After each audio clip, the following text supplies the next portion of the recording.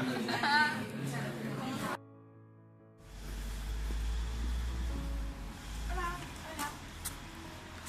Soy la madre de Alicia. Yo soy María, su tutora. Quería hablar contigo porque he notado a Alicia más distante, deprimida y que no le apetece venir al instituto. Pues ya que lo dices, últimamente Alicia ha estado poco participativa en clase y además la veo muy sola en los patios.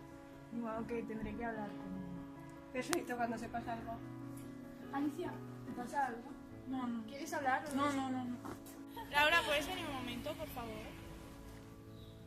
¿Sabes lo que le pasa a Alicia últimamente?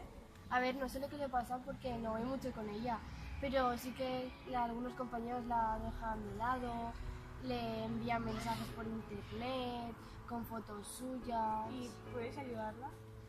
Sí, yo intentaré ir con ella y... Hola Alicia, que sepas que te apoyamos y que hemos denunciado las fotos que te mandaron con las redes sociales y eso, y que los profesores les han castigado y les van a expulsar.